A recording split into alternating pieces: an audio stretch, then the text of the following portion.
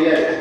நாம் முன்மாதிரியாக ஒரு எடுத்துக்கொள்ளணும் அப்படின்னா அவர் நம்மகிட்ட ஏதாவது ஒரு பாதிப்பை ஏற்படுத்தணும். அது போல ஒரு பாதிப்பை ஏற்படுத்தக்கூடிய ஒரு நல்ல பாதிப்பை உங்களுக்கு ஏற்படுத்தி உங்களுடைய வாழ்விலே பல்வேறு முன்னேற்றங்களை கொண்டு வரக்கூடிய அளவுக்கு அவருடைய பேச்சு இருக்கும்.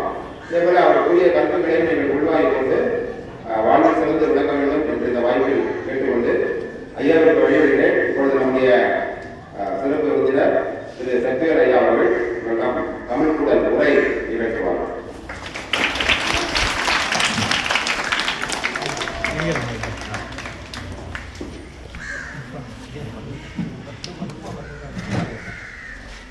அவையர் உள்ளிட்ட அனைவருக்கும் வணக்கம். தலைமை ஆசிரியர் அவர்களுக்கும் பிற ஆசிரியர்களுக்கும் என்னை சிறப்பாக அறிமுகப்படுத்திய கோவிந்தராஜ் சார் ஆசிரியர் அவர்களுக்கும் நான் இந்த தருணத்தில் நன்றியை தெரிவித்துக் கொள்கிறேன்.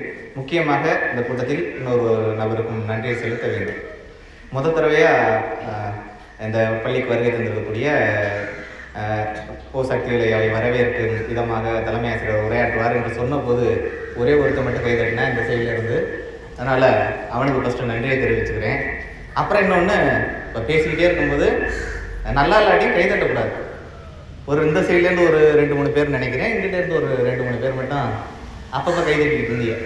இன்றைக்கி மட்டும் பொறுத்துக்கங்க. நல்லா பேசலாட்டியும் என்ன செய்யணும், அப்படி நல்லா இருக்கிற மாதிரியே கூட்டமாக சேர்ந்து மட்டும் கைதட்டிக்கணும். சரி, நாளை என்ன தினம்? குடியரசு தினம். Okay, August 15. சரி, இப்போ நம்ம 2 தினங்கள், முக்கியமான தினங்கள் இவை 2. இந்த வாட்டி நிறைய பேருக்கு ஒரு வருத்தம் இருக்கும். போய் இந்த குடியரசு தினம் ஞாயிற்றுக்கிழமையில வந்து தொலைக்கணும் அப்படிங்கிற ஒரு வருத்தம் இருக்கும். நேற்று பைலட்டை பேசியிருக்கோம். சொன்னாங்க, ஐயா இங்கே வந்தால் என்ன 2 சாக்லேட் தான் கொடுப்பாங்க, அதுக்கு நாங்கள் வீட்டிலே இருந்துக்குவோம், எதுக்கு இங்கே வரணும் அப்படின்னு அவன் ரொம்ப உணர்ச்சி வசப்பட்டு பேசிக்கிட்டு இருந்தான். அவன் பெரும்பாலும் மாணவர்களை பேச விட்டு கேட்குறது ஒரு முக்கியமான ஒரு விஷயம். அவன்கிட்ட இருந்து நிறைய விஷயங்கள் அவன் கிளாஸில் பண்ணுறதுலேருந்து ஊருக்குள்ளே பண்ணியிருக்க அட்டூழியம் வரையும் பேசிக்கிட்டு இருக்கும்போது சொல்லிட்டு போயிடுவாங்க. அதனாலே என்ன செய்யறதுன்னா அவன் பேசுகிற நம்ம கேட்டுக்கிட்டு அமைதியாக இருக்குது. முக்கியமாக இந்த 2 தினமும் இந்தியாவில் மிக மிக முக்கியமான ஒன்று நமக்கு சுதந்திரம் கிடைத்த நாள். அது சுதந்திர தினம். சுதந்திர தினத்திற்காக எத்தனை பேர் ரத்தம் சிந்தி பாடுபட்டு இருக்கிறார்கள் என்று உங்களிடம் தொடர்ச்சியாக சொல்லிக்கொண்டே இருந்தாலும் அதை பற்றியான அப்படியா அப்படின்னு தான் நம்ம போகிறோம். ஒரு கூண்டுக்குள் அடைத்து வைத்து 1919ஆம் ஆண்டு ஜெனரல் டயர் பல ஆயிரக்கணக்கான பேரை சுட்டு கொன்றார். இதை நம்ம 4 மதிப்பெண் வினாவாகவோ 2 மதிப்பெண் வினாவாகவோ படிப்பதால் தான் அதை பற்றியான ஒரு புரிந்துணர்வே இல்லாமல் இருக்கிறோம். 9 வயது சிறுவனையும் ஒரு 14 வயது திருவன் குதிராம் போஸ் என்பவனை எல்லாம் சிறையில் தூக்கி போட்டார்கள். தூக்கு தண்டனை 14 வயசு. உங்களை மாதிரி 9ஆம் வகுப்பு 10ஆம் வகுப்பு படிக்கக்கூடிய இளம் சிறுவர்களை கூட ஆங்கிலேயர்கள் தூக்கில் போட்டார்கள். அவன் சொன்னான், அவர் அம்மாவை கடைசியில் பார்க்கணும்னு நினைச்சார் குதிராம் போஸ், பார்க்க முடியல. கடைசி ஆசை என்னன்னு கேட்குறாங்க, அம்மாவை பார்க்கணும். அம்மா வர்றாங்க, ஆனால் சிறை அதிகாரிகள் விடலை, அவரை பார்க்க முடியல. அவன் அந்த சிறை சுவத்தில் எழுதிட்டு போகிறான். அந்த டயத்தில் அவங்க சித்தி வந்து கர்ப்பமாக இருந்தாங்க. அப்பையில் எழுதிட்டு போகிறான், அம்மா நீ வருத்தப்படாத, அழாத, நான் சித்தியோட வயிற்றுல மகனா வந்து பிறப்பேன், சந்தேகப்பட்டேன்னா அவன் கழுத்தை தொட்டுப்பாரு, அதுல தூக்கு கயிற்றோட தடம் இருக்கும் அப்படின்னு சொன்னான். அப்படிப்பட்ட மிகச்சிறந்த பல தியாகங்களை செய்துதான் நாம் சுதந்திர தினத்தை கொண்டாடி கொண்டிருக்கிறோம். அந்த இரத்த கரைகளை நாம் உணர்வதற்காக தன் வெறுமனை சாக்லேட் கொடுக்கறதுக்கு கொடியேற்றுவதற்காகவோ சுதந்திர தினங்கள் கொண்டாடப்படுவதில்லை என்பதை நீங்கள் ஞாபகத்தில் வச்சுக்கணும்.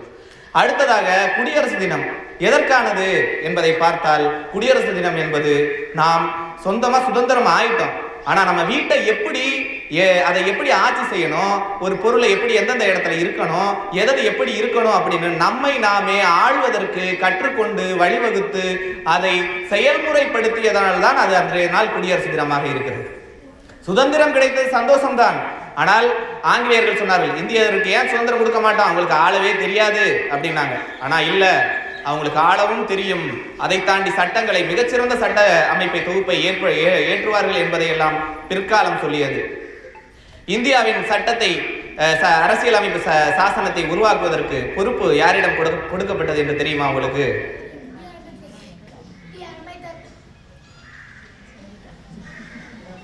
அம்பேத்கர் அவரிடம் கொடுக்கப்பட்டது. 1947 பிறகு அவரது தலைமையில் ராஜேந்திர பிரசாத் எல்லாரும் இருந்தாங்க. ஆனா எல்லாருமே பெருசா அதுல ஈடுபாடு காட்டல. அம்பேத்கர் மட்டும் கஷ்டப்பட்டு அந்த அரசியல் சட்டத்தை உருவாக்கினார். பல நாட்டு சட்டங்களை படிக்கிறார். கிட்டத்தட்ட 90க்கும் மேற்பட்ட அரசியல் சாசனங்களை, நாட்டின் சாசனங்களை படிக்கிறார், எழுதுறார், படிக்கிறார், இப்படியே குறிப்பெடுத்துக்கிட்டே இருக்கார். பல நாட்கள் தூங்காமல் இருந்துதான் அதை உருவாக்கினார். அவரோட உதவியாளர் லார்ட் அப்படின்னு ஒருத்தர் இருக்கார், அம்பேத்கர். அவர் நைட்டு சாப்பாடு கொண்டாந்து அம்பேத்கர்கிட்ட கொடுக்குறாரு. சாப்பிடுங்கன்றாரு. உடனே அவர் என்ன சொல்றாரு, இல்லை நான் அப்புறமாட்டி சாப்பிட்றேன். இல்லை நீங்கள் சாப்பிடுங்க, நீங்கள் இப்படியே சொல்லிட்டு நீங்கள் சாப்பிடாமலே எழுதிக்கிட்டு இருப்பீங்கன்னு சொல்லிட்டு திரும்பவும் சொல்றாரு. இல்லை நான் சாப்பிட்றேன், வச்சுட்டு சாப்பிட்றேன், இன்னும் நாளைக்கு நீ காலையில் 7 மணிக்கு வந்துரு அப்படின்ட்டு போயிடுறாரு. அடுத்த நாள் 7 மணிக்கு லார்டு வர்றாரு. பார்த்தா அப்போ அம்பேத்கர் அப்படியே மூழ்கி போய் எழுதிக்கிட்டே இருக்காரு. சாப்பாடு வச்ச இடத்துல இருக்கு. அப்பையில வந்தவர் நான் வந்துட்டேங்கிற ஒரு இதை சொல்லதுக்காண்டி அவரை டிஸ்டர்பும் பண்ணக்கூடாது, அவரை வந்து இடையூறு செய்யக்கூடாது அப்படிங்கிறதுக்காண்டி என்ன செய்யறாருன்னா தொண்டையை கணைக்கிறாரு. உடனே வந்துட்டேன் அப்படிங்கிறத உடனே திரும்பி பார்த்துட்டு சொல்றாரு. புக்கில் கவனத்தை எடுக்காமலே புக்கை பார்த்துக்கிட்டே சொல்றாரு, நீ இன்னும் போகலையா அப்படின்னு கேட்குறாரு. அப்படின்னா என்ன அர்த்தம்னா அவரோட வேலையில அவ்வளவு ஈடுபாடாக இருந்து நைட்டு, அதாவது இரவு தொடங்கின ஒரு பணியை தொடங்கியவர் காலையில வரையும் அந்த கண் முழிச்சு அந்த சட்டத்தை ஏற்றி இருக்கிறார். அவர் இயற்றியதுதான் இந்த நாடாளுமன்றம், சட்டமன்றம், அதுபோல மாவட்ட நிர்வாக அமைப்புகள், கல்வி, நமக்கான கல்வி, இப்படி பலருக்குமான கல்வி அமைப்புகளை உருவாக்கியவர்ல அவர் முக்கியமானவர். இன்னைக்கு நம்ம எல்லாருக்கும் எல்லா உரிமைகளும், எல்லாருக்கும் எல்லாம் கிடைக்க வேண்டும் என்பதற்காக உருவாக்கப்பட்டதுதான் இந்த அரசியலமைப்பு சாசனம். இவற்றையெல்லாம் மிக கஷ்டப்பட்டு உருவாக்கினவர் அவர்தான். இப்ப அவர்களை எல்லாம் நினைத்து பார்ப்பதற்காகத்தான் நாம் அந்த குடியரசு தினத்தை கொண்டாடி கொண்டிருக்கிறோம் என்பதை நாம் நினைவில் வைத்துக் கொள்ள வேண்டும். இந்தியா என்பது வேற்றுமையில் ஒற்றுமை என்று சொல்வார்கள். ஆனால் இங்கே வேற்றுமை இல்லை, நிறைய பாகுபாடுகள் இருக்கிறது என்பதை நீங்கள் புரிந்து கொள்ள வேண்டும். வேற்றுமைக்கும் பாகுபாடுக்கும் என்ன வித்தியாசம் என்றால், வேற்றுமை என்பது நம்ம கையில 5 விரலும் இருக்கிறது, என்னது, எப்படி இருக்கு, வேறுபாடாக இருக்கிறது. வேறுபாடுக்கும் பாகுபாட்டுக்கும் இருக்கக்கூடிய வித்தியாசம் தான். இந்த விரல்கள் 5ம் வெவ்வேறாக இருந்தாலும் நீங்கள் உணவு உண்ணும் பொழுது என்ன செய்யும், 5ம் சேர்ந்து செயல்படும்.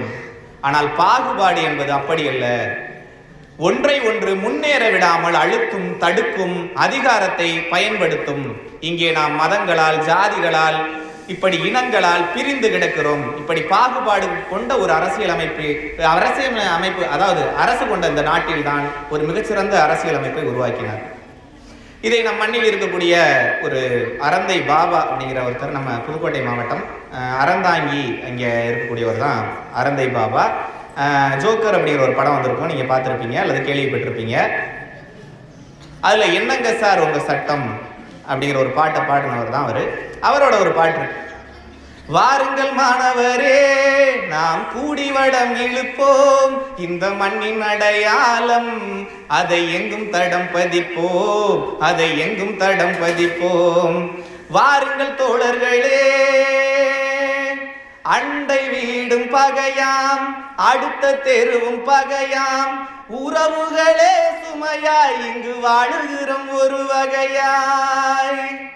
அண்டை வீடும் பகையாய், அடுத்த தெருவும் பகையாய், இங்கு உறவுகளே சுமையாய் நாம் வாழுகிறோம் ஒரு வகையாய்.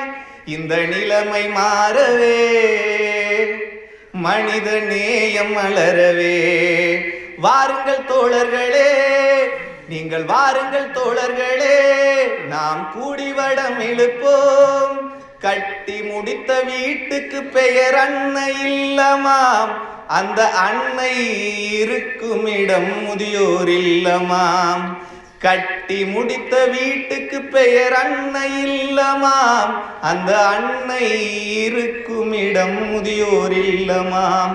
இந்த நிலைமை மாறவே, மனித நேயம் வளரவே, வாருங்கள் மாணவரே, வாருங்கள் மாணவரே. இன்னைக்கு நம்மளோட நிலைமை இப்படித்தான் இருக்கு.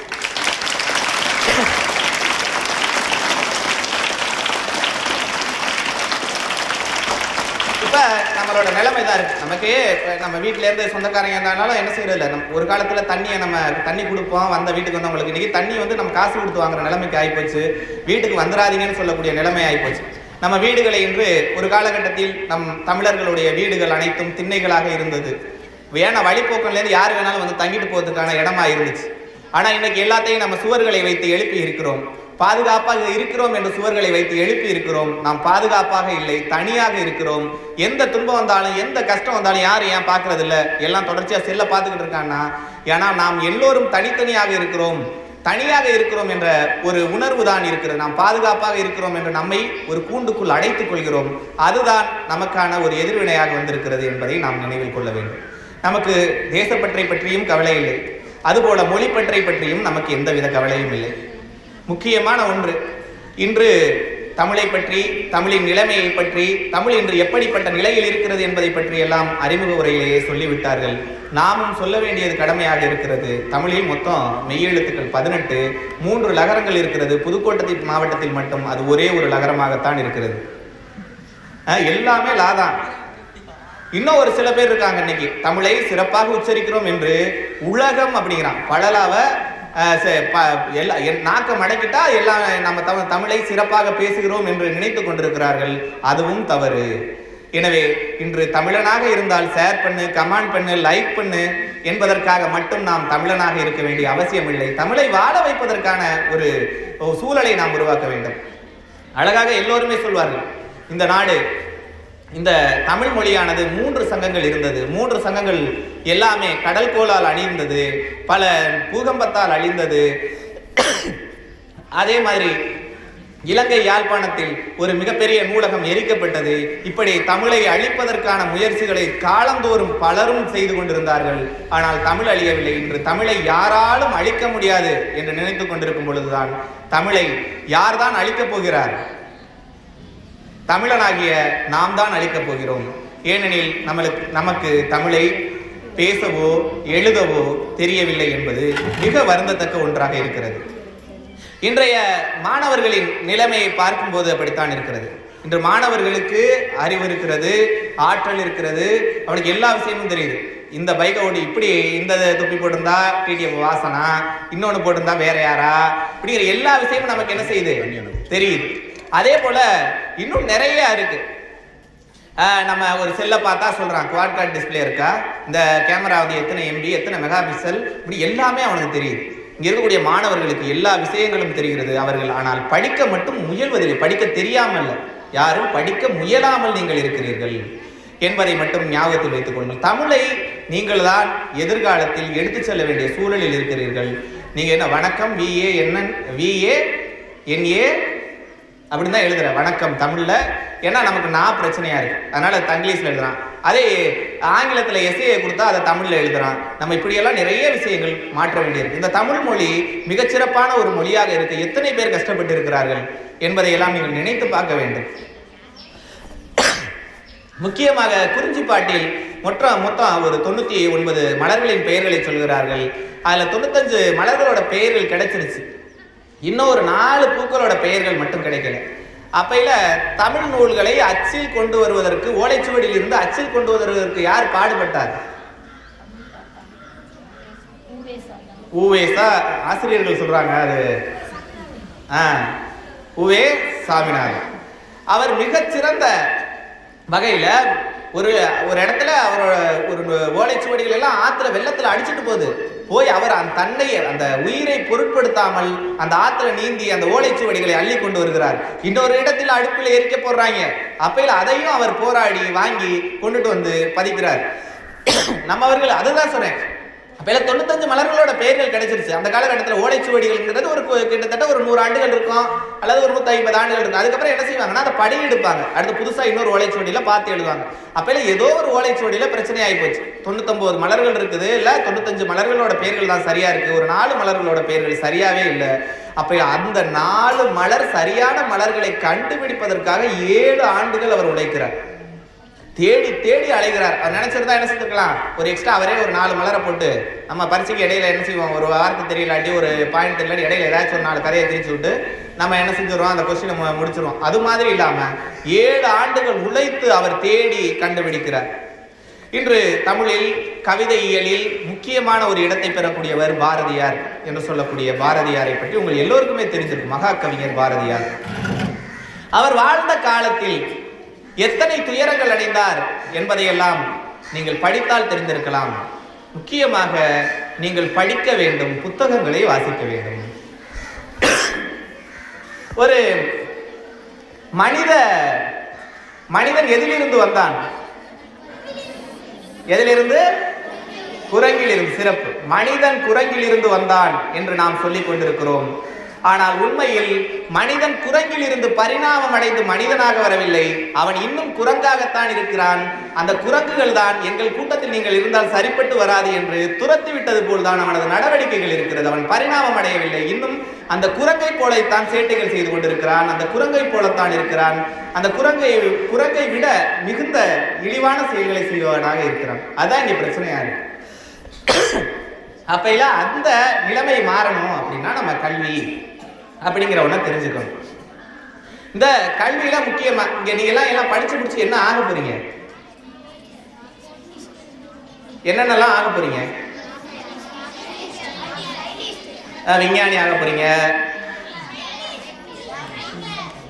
சரி, விஞ்ஞானிகள் ஆக போறீங்க, மாவட்ட ஆட்சித்தலைவராக ஆக போறீங்க, மருத்துவராக போறீங்க, பொறியாளராக போறீங்க, இப்படி ஏகப்பட்ட விஷயங்களாக போறீங்க. ஆனால் யாராவது நினைத்திருக்கிறீர்களா நான் ஒரு எழுத்தாளனாக போகிறேன் என்று? இன்று 2000 ஆண்டுகளுக்கு முன்பு வாழ்ந்த திருவள்ளுவனின் பெயர் நிலைத்திருக்கிறது. 100 ஆண்டுகளுக்கு முன்பு வாழ்ந்த பாரதியாரை நமக்கு தெரிகிறது. அதே திருவள்ளுவர் ஒரு சாதாரண ஒரு பெரிய பொறியியலாளராவோ ஒரு கொத்தனாராவோ இருந்திருந்தா அவரோட பேர் நமக்கு தெரிஞ்சிருக்குமா? பாரதியாரும் அதே மாதிரி ஏதாவது ஒரு கிடைச்ச வேலையை செஞ்சுக்கிட்டு அவங்க அப்பா ஒரு பஞ்சு நூற்பாலையை தொடங்கினார். அதுக்கடுத்து அதை வந்து கஷ்டப்பட்டு முயன்று உருவாக்கி அதுல மேனேஜரா இருந்து ஒரு இறந்து போயிருந்தாருன்னா அவரை பற்றி நாம் பேச போவதில்லை. ஆனால் எழுத்தாளனாக இருந்தால்தான் இந்த உலகத்தில் புகழும் நிலைத்திருக்க முடியும் என்பதுதான் முக்கியமானது. அதுக்காண்டி எல்லாத்தையும் எழுதுறவன் எல்லாரும் எழுத்தாளன் கிடையாது. மிகச்சிறப்பாக தான் எடுத்த துறையில் மிகச்சிறப்பாக எழுத முடியும். சார் எழுதுனா சம்பாதிக்க முடியுமா? சோத்துக்கு என்ன பண்றது? பாரதியார் தான் வாழ்ந்த காலகட்டத்தில் 3 இடத்துல வீடுல தங்கியிருந்தாரு. இந்த 3 இடங்களுக்கும் என்ன செய்ய முடியல? வாடகை கொடுக்க முடியல. அவ்வளவு வறுமையில வாழ்ந்தாரு. ஆனால் இன்று அந்த 3 வீடுகளும் இன்று அரசு இல்லங்களாக இருக்கிறது. 100 ஆண்டுகள் கடந்தோம். அதாவது அந்த வீட்டுக்கு ஒழுங்கா வாடகை கொடுத்துட்டு அவர் சாதாரண ஒரு மனுஷனா இருந்திருந்தா அந்த வீட்டை பற்றியான ஒரு அடையாளம் இல்லாமல் போயிருக்கும். ஆனால் இன்று அப்படிப்பட்ட நிலைமைகள் அல்ல. இன்று நாம் எழுத முடியும், சம்பாதிக்கவும் முடியும். அப்படிப்பட்ட சூழல் எல்லாம் இருக்கிறது. மாணவர்கள் எழுதவும் கற்றுக்கொள்ள வேண்டும். ஏனெனில் எழுத்தாளன் தான் இந்த சமூகத்தை நேர் நோக்கில் வழி நடத்த முடியும் என்பதில் மிகுந்த ஒரு மகிழ்ச்சி இருக்கிறது. திருக்குறளுக்கு ஏகப்பட்ட பேர் இன்னைக்கும் தொடர்ச்சியா உரை எழுதிக்கிட்டு இருக்காங்கன்னா அதுக்கு முக்கிய காரணம் அவரை திண்ணமா எழுதியிருக்காங்க அப்படிங்கிறதான் முக்கியம். இங்க நீங்க எல்லாருமே கவிதை எழுதுவீங்கன்னு நான் நினைக்கிறேன். எழுதியிருக்கீங்களா கவிதை எதுவும்? எப்படி கவிதை எழுதுவீங்க? என்ன கவிதைன்னா எப்படி எழுதுவீங்க?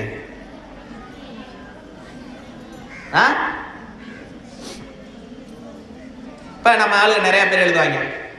நான் போற ஊரு மதுரை, எதிர வருது குதிரை, இதுதான் இன்னும் நமக்கு என்ன செய்யறோம் கவிதை அப்படின்னு நம்ம நினைச்சுக்கிட்டு இருக்கோம். உண்மை இல்லை. கவிதை அப்படிங்கிறது ஒரு எதுகை மோனையை நிரப்பி வைப்பதால் இல்லை. நம்ம இன்ஸ்டாரில இருந்து எல்லாத்தையும் பார்க்குறோம். இது மாதிரி தான் ஏதாச்சும் ஒன்று எழுதுறாங்க. இதுதான் ஒரு 2 டைலாக்ன்ட்டு அதை போடுறாங்க. அப்பையில மதுரை குதிரை பேட்டை கோட்டை இது மாதிரி எழுதுறதெல்லாம் ஒன்றும் கவிதை கிடையாது. முக்கியம் இது தொடக்க நிலை தான் இது. ஆனால் ஒரு கவிதையை எழுதுவதற்கு உங்களுக்கு வரலாறு தெரியணும். கீழே நடக்கிற நிகழ்ச்சியை நீங்கள் என்ன செய்யணும்? உள்வாங்க தெரியணும். இப்ப 9 முறை விழுந்தவனை பார்த்துதான் பூமி சொன்னது.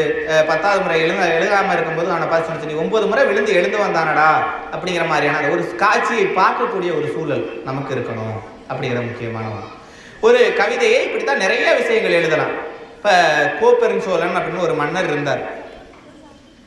அந்த காலகட்டம் தமிழ்ல என்னன்னா அந்த புறமுதுகு காட்டுதல் அப்படிங்கிறது முக்கியமான ஒன்று. சண்டைனாவே என்னது? நம்ம சண்டைக்குன்னு ஒரு வரலாறை வகுத்திருந்தோம். சரியான எடையும் சரியா பலம் பொருந்தியவனோட மட்டும்தான் என்ன செய்ய முடியும்? சண்டை போட முடியும். குறிப்பிட்ட நேரத்தில் போடணும். முதுக காட்டுறவன்ட்ட சண்டை போடக்கூடாது. நெஞ்சம் தான் காட்டணும். அதே மாதிரி வில்லையோ வாழையோ எடுக்கும் போது உன்னை பார்த்து கண்ணு வச்சுட்டானா, பயந்தவன் கண்ணை இது பண்ணிட்டானா என்ன செஞ்சிடக்கூடாது? அவனோட சண்டை போடக்கூடாது. தனக்கு சமமானவனோடு ஒரு விஷயத்தை செய்வது மட்டும்தான் வீரம் என்பதை தமிழ் போதித்திருந்தது. ஏன்னா இன்னைக்கு அப்படி கிடையாது. நம்ம என்ன செய்யறோம், எவன் புள்ள பூச்சி அவங்கள பிடிச்சி அடிச்சுக்கிட்டு நாங்கெல்லாம் வீரங்கடா ஊருக்குள்ள அப்படின்னு நம்ம பேசிக்கிட்டு இருக்கோம்.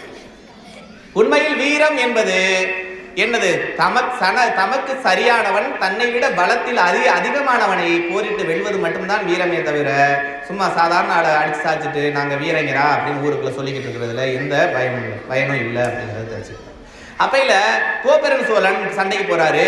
அவரோட முதுகுல அவரோட நெஞ்சில தச்ச வேல் வந்து என்ன செஞ்சிருச்சுன்னா முதுகு பக்கம் வந்துருச்சு. அப்பையில அவர் ரொம்ப ஊருக்குள்ள பார்த்தா என்ன கஷ்டமா இருக்குமே, முதுகுக்கு பக்கம் வந்துருச்சு, நெஞ்சில தான் தச்சு முதுகு பக்கம் வந்துச்சு, ஆனா முதுகு பக்கம் வந்துருச்சு, ஆனா புறமுதுகு காட்டினதா அந்த உலகம் பேசுமேன்னு என்ன செஞ்சாரு, வடக்குல இருந்து சாக போறாரு. இத மேத்தா கவிதையாக்குறாரு. கோவப்படாதே கோப்பெருஞ்சோழனே, கோவப்படாதே கோப்பெருஞ்சோழனே, புறமுதுகில் பட்ட புண்ணிற்கு வடக்கில் இருந்து உயிர் துறப்பதென்றால் நாங்கள் எத்தனை நாள் தான் உயிர் துறப்பது, தொடர்ச்சியாக முதுகில் கொடுத்தும் நபர்கள் இருக்கும் இந்த ஊரில். புரிகிறதா கவிதை? கோவப்படாதே கோப்பெருஞ்சோழனே, புறமுதுகில் புண்பட்டதற்காக வடக்கிலிருந்து உயிர் துறக்க வேண்டும் என்றால் நாங்கள் எத்தனை நாள் தான் உயிர் துறப்பது, தொடர்ச்சியாக முதுகில் குத்துபவர்கள் இந்த இருக்கும் இந்த ஊரில் அப்படின்னு அந்த கவிதையை முடிக்கிறார்.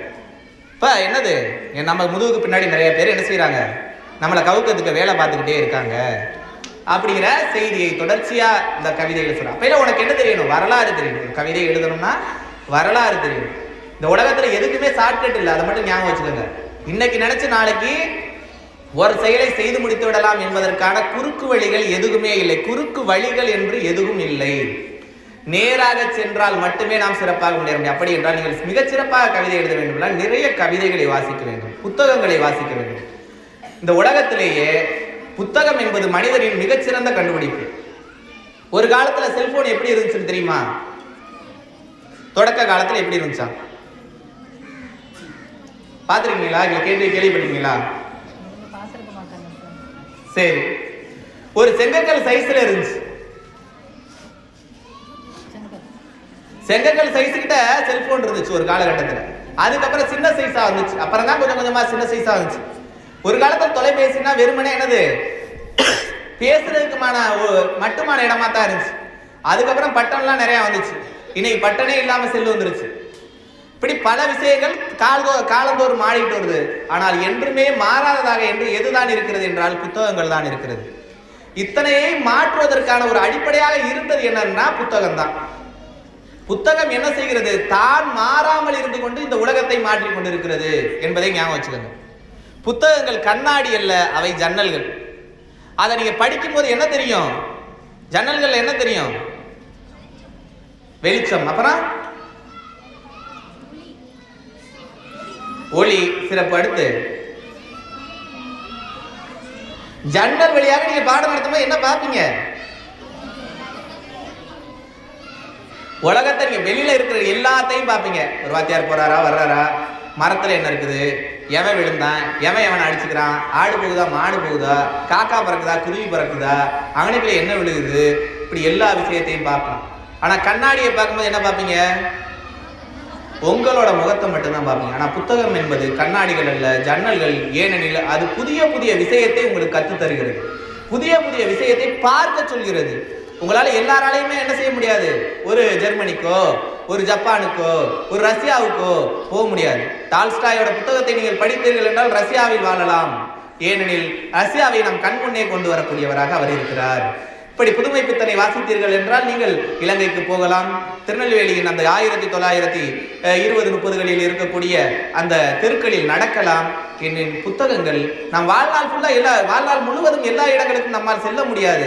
அவற்றை புத்தகங்கள் தான் நமக்கு கொண்டு வந்து சேர்க்கின்றன. அந்த புத்தகங்கள் அப்படியே இருந்து கொண்டு இந்த உலகத்தை மாற்றக்கூடிய ஒரு முக்கியமான சக்தி. அதனால புத்தகங்களை வாசிக்கிறது முக்கியமான ஒன்று. இப்ப கவிதை எழுதுறதுங்கிறது அதுதான் ஒண்ணு. இங்க ஒரு விஷயத்தை பாக்குறீங்க, அதை பார்த்ததை அதை அப்படியே உங்களால முடிஞ்ச வகையில வித்தியாசமா என்னென்னலாம் சொல்ல முடியும் அப்படிங்கிறத பாக்குறோம். இன்னைக்கு நிறைய இடங்கள்ல கேட்கிறோம்ல, உருட்டு அப்படிங்கிற ஒரு வார்த்தையை கூட கேட்கிறோம். அப்ப என்ன சொல்லலாம், பூரியை உருட்டலாம், பூரிக்கு உருட்டலாம், சப்பாத்திக்கு உருட்டலாம் அப்படின்னு என்ன சொல்லலாம். ஆனா வாழ்க்கையில மட்டும் என்னைக்குமே என்ன செய்யக்கூடாது, உருட்டக்கூடாது. இப்படி இது கூட ஒரு கவிதையா நீங்க மாத்திக்கலாம். இப்போ உங்களோட ஒரு உங்களோட ஒரு தரத்தில் கேட்ட மாதிரி நீங்க பாக்குறத செய்யறத, திரைப்பட பாடல்கள் எல்லாமே ஒரு கவிதை தான். இந்த கவிதைங்கிறது அவ்வளவுதான், ரொம்ப ரொம்ப எளிமையானது தான் எழுதுறது. ஆனா நீங்க அதுல நிலைச்சிருக்கணும்னா நிறைய வாசிக்க வேண்டியது இருக்குது. இப்ப நம்ம ஒரு தமிழ் கவிதை கூட சொல்லுவாங்க, இது முக்கியமான ஒரு கவிதையும் கூட. Hello mic check check 1 2 3 Tamil தாய் வாழ்த்து. இது கவிதையா? இது கவிதையா? இது கவிதையா இல்லையா? இல்ல. ஆனால் இது கவிதை. இந்த கவிதை என்ன சொல்கிறது என்பதுதான் முக்கியம். Hello mic check check 1 2 3 Tamil தாய் வாழ்த்து. தமிழர்கள் தன் மொழியான தாயை வாழ்த்துவதற்கு கூட என்ன செய்கிறார்கள்? என்ன செய்யறோம்? ஆங்கிலத்துல தான் பேசுறோம். ஹலோ மைக் செக் செக் 1 2 3 இப்படி என்ன செய்யறோம்? இன்னும் இதுதான் கவிதை. இப்படித்தான் ஒரு கவிதைங்கிறது. கவிதை என்பது நேரடியா எழுதுறது கிடையாது. இது மாதிரியான நிறைய சொல்லலாம். எங்கள் ஊரில் நாய்களையும் நரிகளையும் பார்க்க முடிவதில்லை, இப்போது எல்லாம் நாடாளுமன்றத்தில் இருக்கிறது அப்படின்னு ஒரு கவிஞன் கவிதை எழுதுறான். அப்ப என்ன, இதுதான் கவிதை. நீங்க ஊருக்குள்ள பாக்குறது என்னென்ன நடக்குது, இது எல்லாமே கவிதை தான். ஒரு கவிதையை நீங்கள் உணர வேண்டும் என்றால் ஃபர்ஸ்ட் நீங்க முதலில் நீங்கள் அதை புரிந்து கொள்ள வேண்டும், சூழலை புரிந்து கொள்பவர்களாக இருக்க வேண்டும். அப்படிங்கறதுதான் முக்கியமான ஒன்று. இதுல உங்களுக்கு சிலப்பதிகார கதை தெரியும். என்ன கதை? கோவலன் கண்ணகி. என்ன ஆகி போயிடுச்சு? கோவலனை கொன்று விடுவார்கள். கண்ணகி அதற்காக போராடுகிறார். இந்த கவிதையை அழகாக ஒரு கவிஞர் சொன்னார். சிலப்பதிகாரத்தை ஒரு 2 வரிகளை சொல்லிட்டாரு. கோவலன் எங்கே பிறந்தாரு? பரவாயில்ல, வேண்டாம், நான் கேட்டுக்க கூடாது அந்த வினாவை. நானே பதில் சொல்லியிருக்கணும். ஏன்னா அப்புறம் இளங்கோவடிகள் என்ன வந்து ஏதாச்சும் கோச்சுக்கிட்டாரு. அவர் கஷ்டப்பட்டு எழுதியிருக்காங்க. இப்ப கோவலன் பிறந்தது பூம்புகார்ல பிறந்தார். அப்ப ஒரு கவிஞன் எழுதினான், கோவலன் பிறந்தது பூம்புகாரில், அவன் இறந்தது பொய்ப்புகாரில். என்னது அர்த்தம்? கோவலன் பிறந்தது பூம்புகார்ல பிறந்தாரு, பிறந்த ஊர் பூம்புகாரு. செத்து போனது என்ன? சிலம்பை பொய்யாக திருடி விட்டான். இவன் என்னது, அரசியோட சிலம்பை திருடி விட்டான் என்று ஒரு பொய்யான குற்றச்சாட்டு செலுத்தி அவனை கொல்றாங்க. அப்ப அதைத்தான் சொல்றாரு. அதை ஒரு கவிஞர் சொல்றாரு, கோவலன் பிறந்தது பூம்புகாரில், அவர் இறந்தது பொய் புகாரில். இதுதான் கவிதை. இப்படித்தான் நம்ம என்ன செய்யணும்? கவிதைகளை எழுதணும். கவிதைங்கிறது இப்படித்தான் எழுதப்பட வேண்டும். இது மாதிரியான புதுசா நீங்க சிந்திக்கணும், உங்க சூழலுக்கு ஏற்ற மாதிரி. நம்ம பசங்க எல்லாம் எழுதணும். முதல்ல யாரு நமக்கு யாராச்சும் பிடிக்காத ஆளுகளை வச்சுதான் கவிதை எழுதியிருப்பாங்க, திட்டி எழுதியிருப்பாங்க. இதனால நிறைய புத்தகங்களை பார்த்தால் தெரியும். இன்னும் நிறைய இருக்கு. அப்பையில நீங்கள் கவிதை எழுத தொடங்கும் பொழுது உங்களுக்கு பிடித்த பொருளை எழுதுங்க. ஆனா கொஞ்சம் கொஞ்சமா எழுத தொடங்கி படிச்சு பாருங்க. நிறைய தேன் சிட்டு அப்படிங்கிற நிறைய இதழ்கள் எல்லாம் வருது. இன்னைக்கு வந்து பள்ளிக்கூடங்களில் உங்களுக்கு வைத்திருக்கக்கூடிய பாடங்கள் மிக சிறப்பான ஒரு பாடத்திட்டம். தமிழ் பாடங்களை, எந்த பாடத்தையும் நீங்கள் வெறுமனே மதிப்பெண்ணுக்காக படிக்காதீர்கள். ஒரு புத்தகத்தை வாங்கியவுடன் பிரித்து இந்த வருடத்தில் என்னென்ன பாடங்கள்லாம் நமக்கு வந்திருக்கு அப்படின்னு ஆர்வமாக பார்த்த தலைமுறை ஒன்று ஒளிந்து விட்டது. இன்னைக்கு சுத்தமாவே இல்லை. அன்னைக்கெல்லாம் நாங்க புத்தகத்தை பிரிச்ச உடனே என்னென்ன கதை இருக்கு, என்ன கொடுத்துருக்காங்க, என்ன புதுசா என்ன வந்திருக்கு, என்ன பாடம், இந்த பாடத்தை எங்க டீச்சர் எப்ப நடத்துவாங்க, டீச்சர் இந்த பாடத்தை எங்களுக்கு நடத்துங்க டீச்சர் அப்படின்னு சொன்ன காலங்கள் முடிந்து விட்டது. இன்னைக்கு புத்தகங்களை யாருமே பார்க்கறது இல்லை, பிரிச்சு அது என்ன இருக்குன்னே பார்க்கறது இல்லை. அதுக்கு தனியா ஒரு நோட்ஸ் வேற நம்ம கொடுக்க வேண்டியது. அப்ப பரீட்சையில தப்பா எழுதுறான், கேட்ட ஏன் தப்பா எழுதுற அப்படின்னு கேட்டா, நோட்ஸ்ல இப்படிதான் இருக்கு, புத்தகத்துல என்ன இருக்குன்னு பாத்தியானா அதை பார்க்க முடியல. அப்படிங்கிற சூழல்லாம் இருக்கும் பொழுது நாம் படிக்க வேண்டிய, அதுலதான் நிறைய புதிய கவிஞர்களை பற்றி கொடுத்துருக்காங்க. வைரமுத்தோட கவிதை இருக்குது, அழகிய பெரியவனோட கவிதை இருக்குது, இன்னும் நிறைய இன்று சமகாலத்தில் எழுதி கொண்டிருக்கக்கூடிய பல கவிஞர்கள். கி ராஜநாராயணனோட கதை இருக்குது, சிங்காரத்தோட புயலிலே ஒரு தோணி. இந்த கவிதைகளை, இந்த பாடங்களை எல்லாம் நான் படிக்கும் பொழுது, முதுகலை மாணவனாக இருக்கும் பொழுதுதான் இந்த பாடங்களை பற்றியான செய்திகளை நான் கேள்விப்பட்டேன். ஆனால் இன்று உங்களுக்கு மிக எளிமையாக எல்லாம் புத்தகங்களுக்கு வந்திருக்கிறது, ஆனால் நீங்கள் படிக்கவில்லை.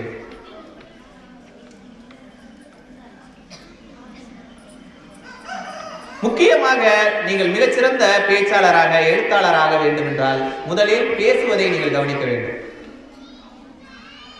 உங்கள் அருகில் இருப்பவரோடு நீங்கள் பேசிக் கொண்டிருந்தால் ஒருபோதும் நீங்கள் மேலே வர முடியாது. ஏன்னா உன் பக்கத்தில் இருக்க ஒன்று சாக்ரட்டிஸோ ஐசக் நியூட்டனோ கிடையாது. எல்லாம் பக்கத்தில் இருக்கவங்க அதே தான். நீ காலையில் என்ன சாப்பிட்டோம், அது என்னடா அப்படின்னு பார்த்து சிரிச்சுக்கிட்டு தான் இருக்க போறோம். இதை நீ என்ன செய்யலாம், சாப்பாடு பிள்ளையும் பேசலாம், அடுத்தது பள்ளிக்கூடம் முடிஞ்சிட்டும் பேசலாம். ஒரே விஷயத்தை தான் நம்ம பேசிக்கிட்டே இருக்க போறோம். அது ஒரு முக்கையான ஜோக்கு சொல்லுவாங்க, அதை பார்த்து சிரிச்சுக்கிட்டு இருப்போம். அப்பொழுது நீங்கள் சுற்றுப்புறத்தை உள்வாங்க என்று தொடங்குகிறீர்களோ, என்று கவனிக்க தொடங்குகிறீர்களோ, அன்றுதான் நீங்கள் மிகச்சிறந்த எழுத்தாளனாக, கவிஞனாக, மிகச்சிறந்த மனிதனாக நீங்கள் மாற முடியும் என்பதை நீங்கள் ஞாபகத்தில் வைத்திருக்கணும். அதுதான் முக்கியமானது. அப்ப இல்ல இதுல எழுதத்துல இது மாதிரியான நிறைய கவிதைகள் இருக்கு, நீங்க நிறைய படிச்சு பார்க்கலாம். இல்ல ஒரு வரலாறை நாம் தெரிஞ்சுக்கணும், நம்ம தமிழ் கதைகளை தெரிஞ்சுக்கணும், அதுல இருந்து கவிதைகளை உருவாக்க முடியும். இன்றைய சூழலை தெரிஞ்சுக்கணும், சூழலை தெரிஞ்சுக்கிட்டா அதுக்கு தான் நான் அரசியல் கவிதையை சொன்னேன். இன்னும் நிறைய கவிதைகள் இருக்கு. பழமொழியை வைத்து கவிதை எழுத வேண்டுமா இருக்கிறது. இப்படி நிறைய இருக்கு. ஒரு முல்லை முள்ளால் தான் எடுக்க வேண்டும். முல்லை என்னது, முள்ளால் தான் எடுக்க வேண்டும்ங்கிற கவிதையை ஒரு கவிஞன் அழகாக ஒரு காதல் கவிதைக்கு பொருத்தினான். நீ என்னை முதல் முறையில் பார்த்த போது என் நெஞ்சில் முள் பாய்ந்தது, எங்கே மீண்டும் ஒரு முறை பார், ஏனெனில் முல்லை முள்ளால் தானே எடுக்க வேண்டும் அப்படின்னு மீரா கவிதை எழுதுறாரு. என்ன அர்த்தம்னா, ஒரு கவிதை நம்ம பார்க்குற சுற்றுச்சூழல்ல இருந்து எல்லா இடத்துலையும் பார்க்குற கவிதைகள் இருக்குது. நீங்க இது மாதிரியான நல்ல நல்ல கவிதைகளை படியுங்கள். படிக்கிறது சுவாரஸ்யமா நிறைய இருக்கு, நிறைய கவிதைகள் இருக்கு, நிறைய கதைகள் இருக்குது.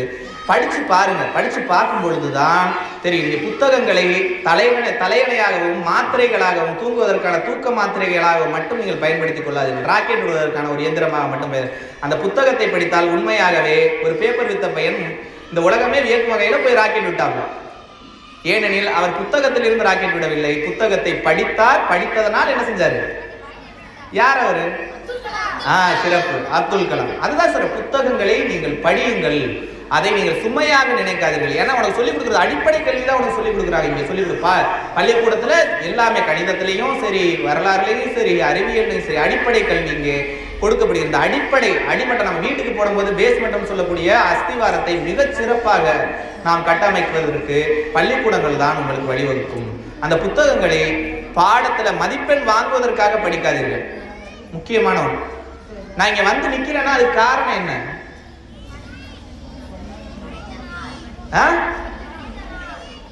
சரி. இப்ப இந்த உலகத்திலேயே மிகச்சிறந்த ஆயுதம் எது, கல்வி மட்டும்தான் உலகத்திலேயே மிகச்சிறந்த ஆயுதம். இதை சொல்லிக்கொண்டே இருக்கணும். இது பொய் இல்லை. யாரும் உன்னை வந்து பள்ளிக்கூடம் மாணவர்களை எல்லாம் படிக்க வைக்கணும் அதுக்காண்டி ஒன்றும் சொல்றது கிடையாது. உண்மையிலே 6ஆம் கிளாஸ் நீங்க 6ஆம் கிளாஸ் வந்துட்டீங்கடா, அது மாதிரி இனிமேலாம் நீ 5ஆம் கிளாஸ் மாதிரி இருக்க முடியாது, ரொம்ப கடினமா இருக்கும், 6ஆம் கிளாஸ் படிக்கணும். 7ஆம் கிளாஸ் நீ 7ஆம் கிளாஸ் வந்துட்டு ரொம்ப கடினமா இருக்கும், 6ஆம் கிளாஸ் மாதிரி விளையாண்டுக்க முடியாது, படிக்கணும். 8ஆம் கிளாஸ் இப்படி நாம் ஒவ்வொரு வகுப்புக்காக சொல்லக்கூடியது அல்ல. இது கல்வி என்பது நாம் பேருக்கு உலகத்திலேயே மிகச்சிறந்த ஆயுதம் கல்வி என்று நாம் வெறுமனே சொல்லவில்லை. நான் தொடக்கத்திலே சொன்னேன், அம்பேத்கர் அவர் சாதாரண படிக்கவே முடியாத, படிப்பதற்கு கூட அனுமதிக்கப்படாத ஒரு குறிப்பிட்ட இடத்தில் இருந்து வந்து ஒரு வகுப்புல சாக்கு பையில ஒரு மூலையில உட்கார்ந்து பாடத்தை கேட்ட ஒரு மாணவன் தான். ஆனா இந்த உலகம் வியக்கும் வகையில வந்து அவர் மிகச்சிறந்த சட்ட மேதையாக மாறினார், பல்லாயிரம் பக்கங்களை எழுதினார். இன்று அவரை எல்லோரும் பேசிக் கொண்டிருக்கிறார்கள். அதற்கு காரணம் கல்வி ஒன்றுதான் என்பதை ஞாபகம் வச்சுக்கிறேன். நான் இங்கே இந்த இடத்தில் வந்து நிற்பதற்கான காரணமும் அதே கல்விதான். உங்களுக்கு வீட்டுக்கு அருகாமையில் ஒரு பள்ளிக்கூடம் இருக்கும், என்ன செஞ்சிடலாம், ஒரு 5ஆம் கிளாஸ் முடிச்சா ஒரு 5 வயசானோடனே உங்க அம்மா அப்பா என்ன செய்வாங்க, உங்களை போய் ஏதோ ஒரு பக்கத்தில் இருக்கக்கூடிய பள்ளிக்கூடத்துல கொண்டு போய் சேர்த்துருவாங்க. ஆனால் பார்வையற்றவர்களுக்கு அப்படி இல்லை, அவர்களுக்கு என்று தனியாக ஒரு பள்ளிக்கூடம் இருக்கிறது. அப்படி தனியா அவங்களுக்கு ஒரு பள்ளிக்கூடம் இருக்குன்னு கண்டுபிடிக்கவே எனக்கு எல்லாமே ஒரு 8 வயசாகி போச்சு. நான் 1ஆம் கிளாஸ் படிக்கும் போது 8 வயசு. முக்கியமாக அப்படி ஒரு பள்ளிக்கூடம் என்ன இது மாதிரி கணிதறிஞ்ச ஸ்கூல்ல எல்லாம் போய் கேட்டாங்க, சேர்த்துக்க முடியாதுன்னு சொல்லிட்டாங்க. அப்ப இல்ல, ஒரே ஒரு ஸ்கூல்ல மட்டும் என்ன பேருக்கு சேர்த்திருந்தாங்க. நான் போனேன், சும்மா இருந்தேன், வந்தேன். ஆனா 8ஆம் வகுப்புல தான் இப்படி ஒரு பள்ளிக்கூடம் இருக்குன்னே தெரிஞ்சு நான் பள்ளிக்கூடத்துல போய் சேர்ந்தேன், படிச்சு சாதாரண படிக்கல. எனக்கு தெரியும் இந்த நான் மேலேறுவதற்கான ஒரே பற்றுக்கயிறு கல்விதான் என்பது எனக்கு நல்லா தெரியும். அதனாலதான் படித்தேன். படிக்கிறது மட்டும் எல்லா விஷயங்களிலும் எனக்கு என்னென்ன விஷயங்களில் எல்லாம் என்னை மேம்படுத்திக் கொள்ள முடியுமோ திறமையை வளர்த்து கொள்ள முடியுமோ அனைத்தையும் செய்தேன் என்பதை நீங்கள் மறந்துவிடக்கூடாது. நான் ஜாலியாக இருந்தேன், சிரித்தேன், பேசினேன், சந்தோஷமாக இருந்தேன், மகிழ்ச்சியாக இருந்தேன். அதே சமயம் நான் படிக்கவும் செய்தேன், விளையாடவும் செய்தேன். நான் 10ஆம் வகுப்பு படிக்கும் பொழுதுதான் மாநில அணியில் விளையாடி கொண்டிருந்தேன். அதே சமயம் மாநில அணியில் நம்ம ஆளுகள் நிறைய பேர் இருக்கு. நான் விளையாட்டுக்கு போயிட்டேன் சார், அதனால படிக்கல. நான் போட்டிக்கு போயிட்டேன் சார், அதனால நான் படிக்கல. உண்மையில் படிப்பு என்பது உங்களுக்கான ஒரு சாய்ஸ் இல்லை. வெறுமனே அது என்னது, ஒரே ஒரு தேர்வா நீங்க விட்டுட்டு போயிருக்கூடாது, ஒதுக்கி வைக்க முடியாது. நான் எதுவுமே இல்லாட்டினா என்ன செய்வேன், படிப்பேன். எனக்கு எந்த கஷ்டமும் இருக்கக்கூடாது. நான் எதுவுமே இல்லாதனால நான் ஏன் படிக்கல, தலைவலிக்குது, ஏன் படிக்கல, மூக்கொழிச்சு, ஏன் படிக்கல, சளி பிடிச்சிச்சு, ஏன் படிக்கல, மழை பெஞ்சிச்சு, ஏன் படிக்கல, வெயில் அடிச்சிச்சு, ஏன் படிக்கல, கரண்ட் போச்சு, ஏன் படிக்கல, ஃபேன் சுத்தலை, ஏன் படிக்கல, விளக்கேறியல. படிக்காததுக்கு நாம் இத்தனை காரணங்களை கண்டுபிடிக்கிறோம். படிப்பதற்கான ஒரே காரணம் இருக்கிறது. நீங்கள் மேலேற வேண்டும் என்றால் படிப்புத்தான் ஆக வேண்டும் என்பதை மட்டும் என்னைக்குமே ஞாபகத்தில் வச்சுக்கிட்டீங்கன்னா இதையெல்லாம் ஒரு துயரமே இல்லை. இன்னைக்கு தான் ஃபேன் இருக்கு, லைட் இருக்கு, இன்னைக்கு தான் எல்லாமே இருக்கு. ஆனா ஒரு காலத்துல மரத்தடியில மண்ணெண்ணெய் விளக்க வச்சுக்கிட்டு ஏதோ எப்படியோ நிறைய பேர் படித்து மேலெழுந்து வந்ததால் தான் இன்றைய சூழல்ல நாம் எல்லாம் மிகச்சிறப்பான ஒரு பாதுகாப்பான இடத்தில் இருக்கிறோம். படிக்க சொல்லும் போது அது கஷ்டமா தான் இருக்கும் அப்படி எனக்கு அதே தான். நான் 10ஆம் வகுப்புல அதுக்காண்டி நான் படிக்காம இருக்கல. நான் 10ஆம் வகுப்புல மாநிலத்துல 3வது மதிப்பெண்.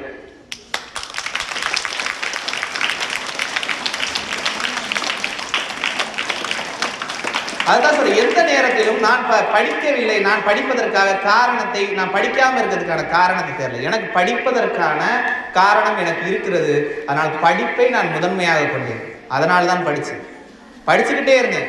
படிச்சதுக்கு அப்புறம் தான் படிப்புக்கு இடையில தான் இது. நான் படிப்புங்கிறது வெறுமனே பள்ளிக்கூடத்துல மதிப்பெண் வாங்குறது இல்லை. நான் இப்ப ஒரு புத்தகத்துல ஒரு கதையை பார்க்குறேன். அந்த கதையை யார் எழுதியிருக்கா, பால்வண்ணன் பிள்ளை அப்படின்னா நான் படிக்கிற காலத்துல ஒரு கதை இருந்துச்சு. ஆனா அது எழுதுனது புதுமை பித்தனா. அப்படின்னா புதுமை பித்தனோட படைப்புகள் எல்லாத்தையும் படிக்கணும்.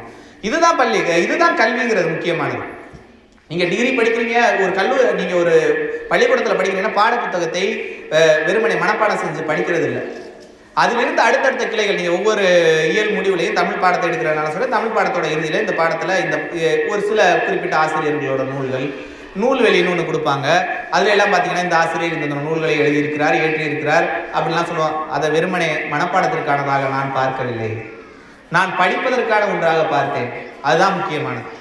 அதனாலதான் என்னால் இன்னும் என்ன செஞ்சு சிறப்பாக படிக்க முடிஞ்சு. கல்லூரியில 12ஆம் வகுப்புலையும் அதே தான் மாநிலத்தில் 3வது இடம் பிடித்தேன். கல்லூரிகளிலும் நான் முதலிடம் தான். கல்லூரிங்கிறது உங்களை மாதிரி பார்வை உள்ளவங்க, பள்ளிக்கூடம் வரையும் தான் எல்லாரும் பார்வையற்றவங்க மட்டும் இருக்கிறார். கல்லூரி என்பது உங்களை போல பார்வை உள்ள எல்லா நபர்களும் படிக்கக்கூடிய பள்ளி தான், கல்லூரி தான். அங்கே நான் தான் முதல் மதிப்பு.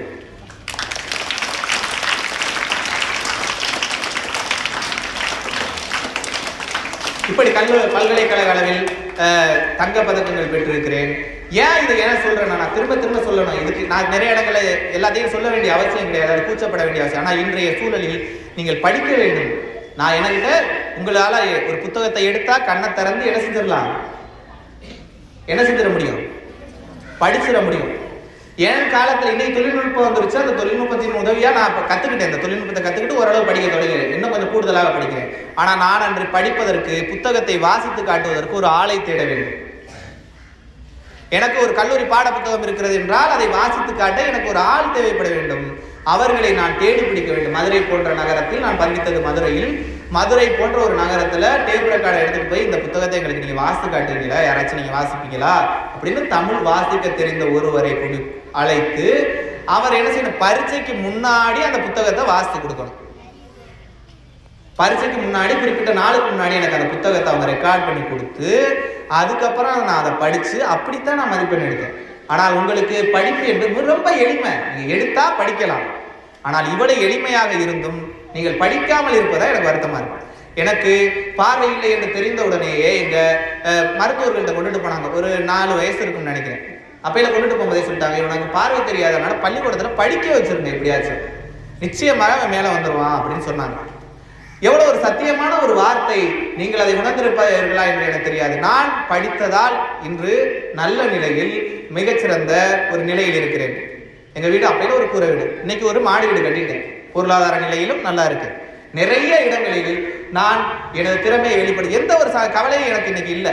யாரையும் சார்ந்திருக்க வேண்டிய அவசியம் இல்லை.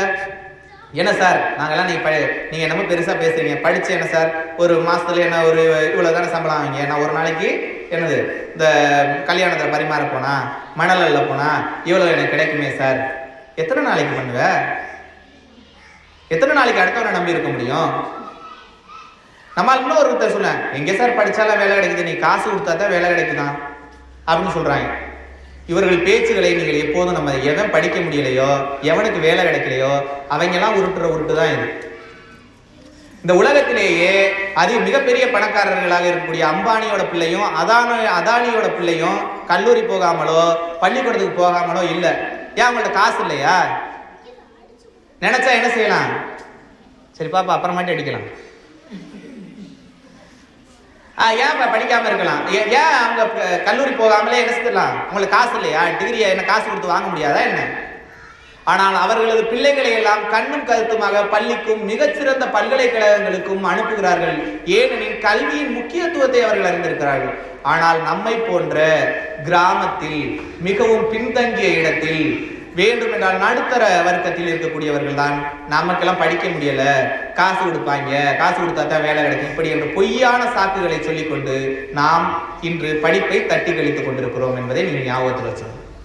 எனவே படிக்க வேண்டும், முக்கியமானது படிப்பதுதான் முதன்மையான ஒன்று என்பதை நீங்கள் ஞாபகத்தில் வச்சுக்கணும். என்னைக்குமே மன்னனும் மாசர கற்றவனையும் சீர்தூக்கி பார்த்தா யார் தான் சிறப்பானவன்? மாசர கற்றவன் தான் சிறப்பானவன். ஏன்? மன்னனுக்கு அவன் தேசம் இல்லாட்டி சிறப்பு இல்ல, கற்றவனுக்கு என்னது? சென்ற இடம் எல்லாம் சிறப்பு அப்படிங்கறத ஞாபகம். சென்ற இடம் எல்லாம் சிறப்புன்னா வெறுமனே நான் இன்னைக்கு ஒரு 6ஆம் முடிச்சிட்டே 10ஆம் முடிச்சிட்டே அப்படிங்கிறது இல்ல. நீங்கள் படித்த கல்வியை மிகச்சிறப்பாக புரிந்து படிக்கணும். நம்ம ஆளுக மனப்பாடம் பண்றதே அப்படித்தானே பண்ணுவாங்க. 1882ஆம் ஆண்டு சின்னசாமி ஐயருக்கும் லெக்குமி அம்மாளுக்கும் பாரதியார் பிறந்தார். ஒரு வாக்கியத்தை ஒரே வார்த்தையை நம்ம 2 தடவை சொல்லக்கூடாது. அதை சென்டென்ஸா படிக்கணும். சின்னசாமி ஐயருக்கும் பாரதியார் என்ன செய்ய முடியாது? பிறக்க முடியாது. லெக்குமி அம்மாளுக்கும் என்ன செய்ய முடியாது? பாரதியார் பிறக்க முடியாது. அப்ப எப்படி படிக்கணும்? 1882ஆம் ஆண்டு சின்னசாமி ஐயருக்கும் லெக்குமி அம்மாளுக்கும் பாரதியார் எட்டயபுரத்தில் மகனாக பிறந்தார். இதுதான் ஒரு வாக்கியம். நீங்கள் வாக்கியமாக படிக்கணும். நம்மளுக்கு ஒரு வினாத்தால ஒரு சொல்லு மாறிடுச்சுன்னா நம்மளுக்கு தெரியல, அவுட் ஆஃப் சிலபஸ்ல கேட்டாங்க, இந்த கொஸ்டின் புக்லயே இல்ல. இப்படிப்பட்ட சூழல் தான் இருக்கு. ஏன்?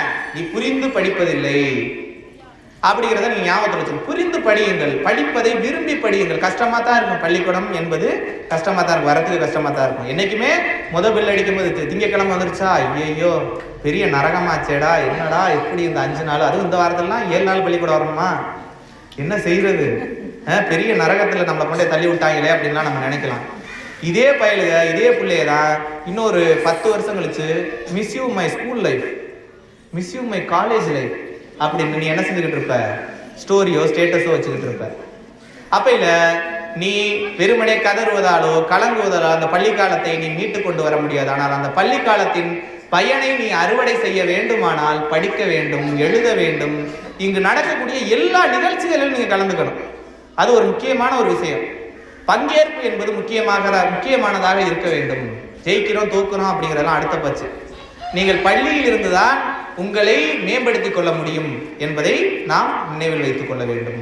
எனவே கல்வியில் சிறந்தவர்களாக, மொழியை காப்பதில் சிறந்தவர்களாக, படிப்பில் சிறந்தவர்களாக நீங்கள் இருந்தால் நிச்சயமாக உயர முடியும் அப்படிங்கிறத போல. இந்த உலகத்திலே நம்ம தான் மனுஷன் தான் என்ன செய்யறான்? தன்னை ஒரு உயர்வானவனாக நினைத்துக் கொண்டிருக்கிறான். ஏன்? ஒரு விதை, ஒரு மனிதன். இல்ல யார் பெரிய ஆளு? ஏன் விதை?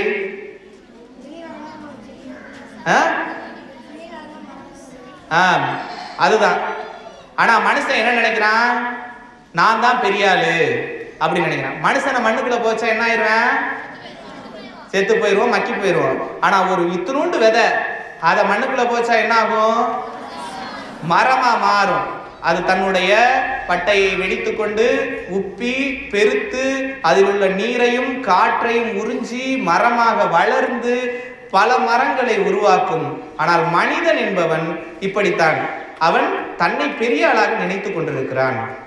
ஏன்?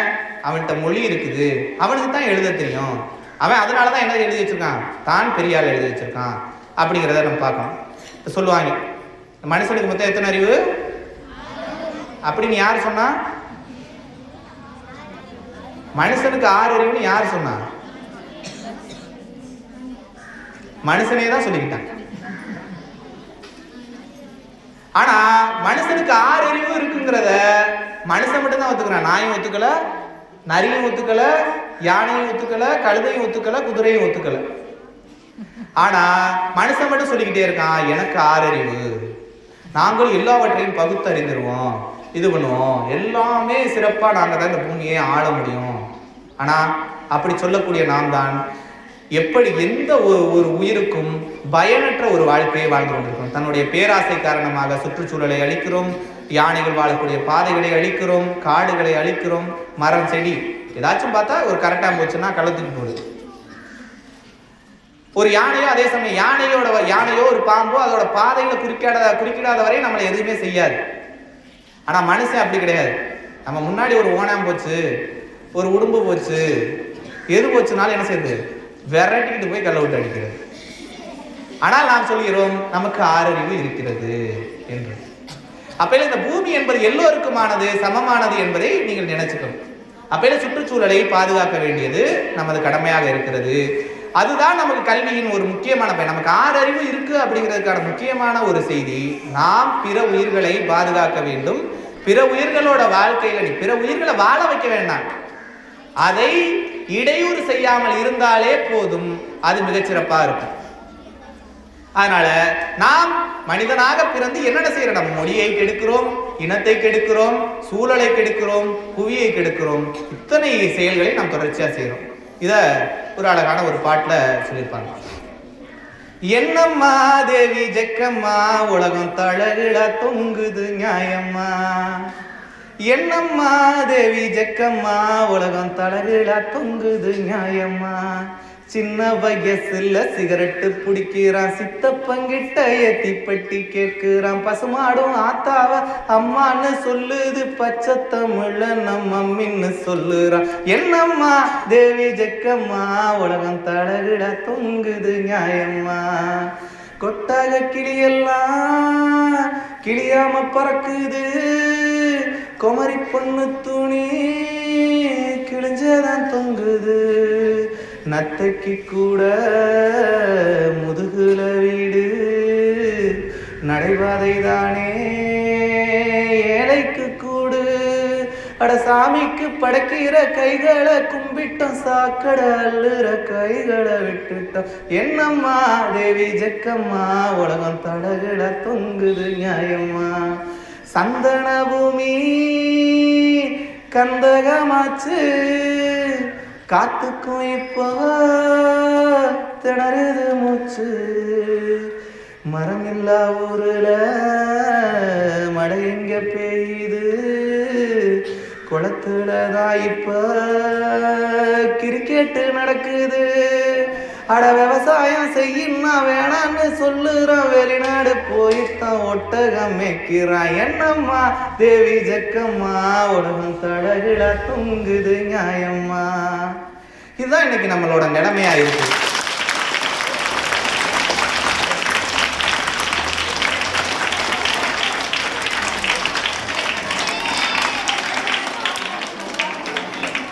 இப்படி நம்மளோட நிலைமைகள் இப்படித்தான் இருக்கு.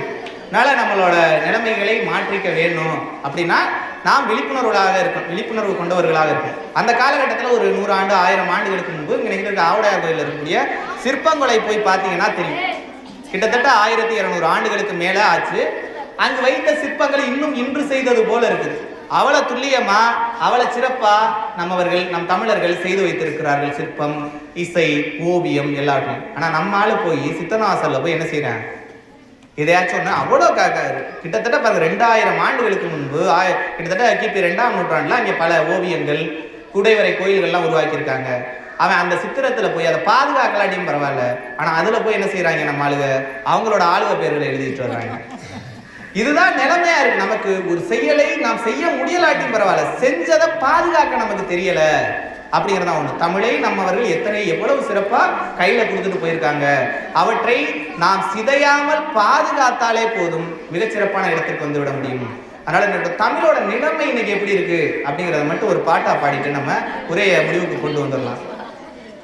தமிழா நீ பேசுவது தமிழா, தமிழா நீ பேசுவது தமிழா, அன்னையை தமிழ்வாயால் மம்மி என்று அழைத்தாய், அழகு குழந்தையை பேபி என்று அழைத்தாய், என்னடா தந்தையை டாடி என்று அழைத்தாய், இன்னுயிர் தமிழை கொன்று தொலைத்தாய், தமிழா நீ பேசுவது தமிழா.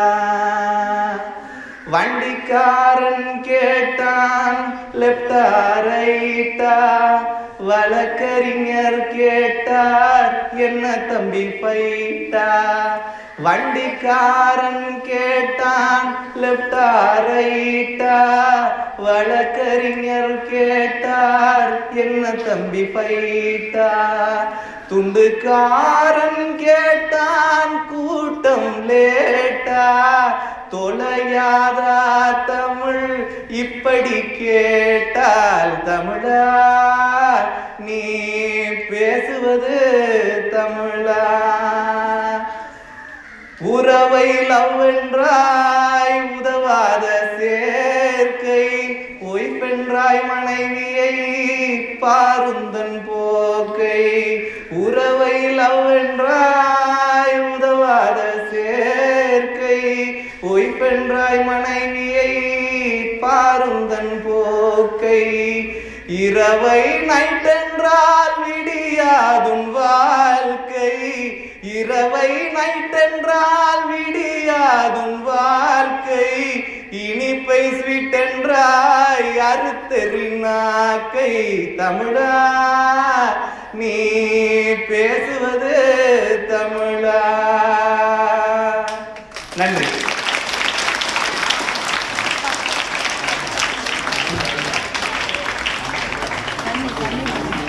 சார் தண்ணி எடுத்துக்கணும் சார், ஐயப்பா சார் தண்ணி எடுத்து